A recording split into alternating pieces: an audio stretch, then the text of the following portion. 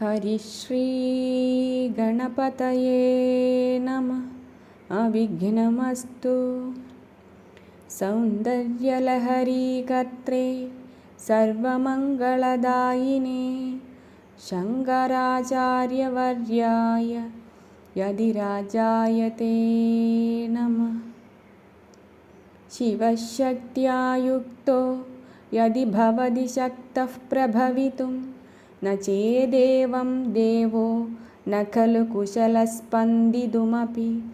अधस्त्वामाराध्यां हरिहरविरिञ्जादिभिरपि प्रणन्तुं स्तोतुं वा कथमकृतपुण्यप्रभवति।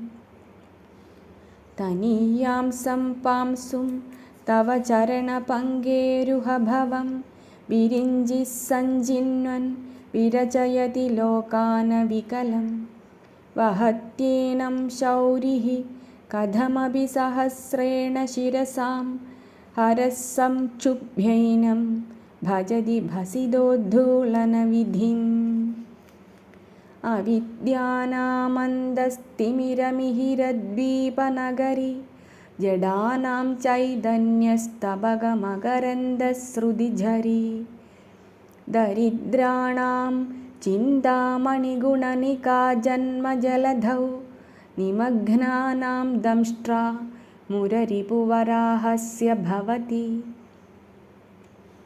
त्वदन्यः पाणिभ्याम् अभयवरदो दैवतगणः त्वमेका नैवासि प्रकटितवराभीत्यभिनया।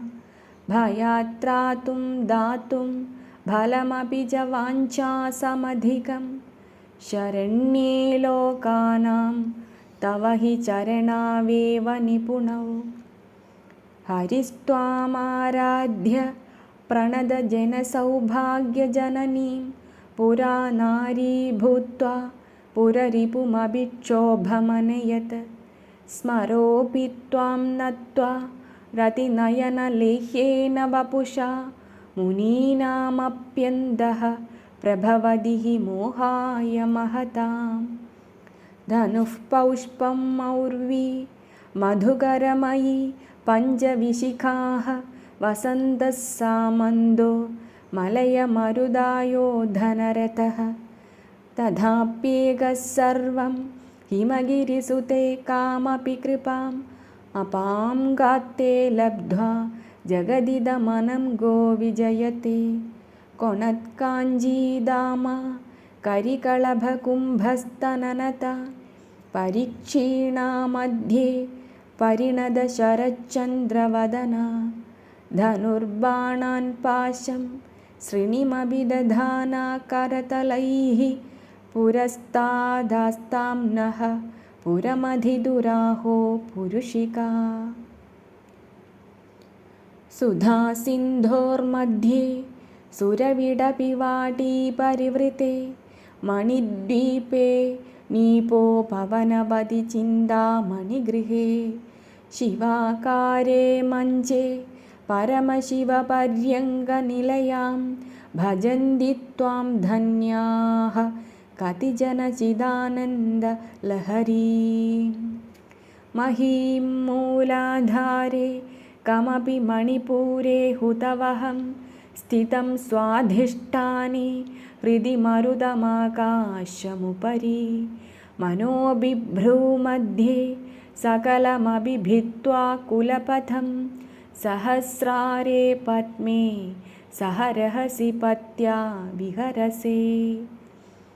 सुधाधारासारैः चरणयुगलान्तर्विगलितैः प्रपञ्चं सिञ्चन्ति पुनरपि रसाम्नाय महसः। अवाप्य स्वां भूमिं भुजगनिभमध्युष्टवलयं स्वमात्मानं कृत्वा स्वपिषि कुलकुण्ठे कुहरिणी। चतुर्भिः श्रीकण्ठैः शिवयुवतिभिः पञ्चभिरपि प्रभिन्नाभिः शम्भोः नवभिरपि मूलप्रकृतिभिः।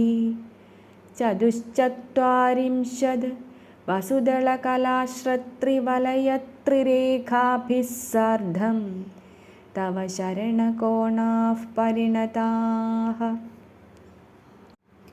यदक्षरपदभ्रष्टं मात्राहीनं तु यद्भवेत् तत्सर्वं क्षम्यतां देवी नारायणि नमोऽस्तु ते।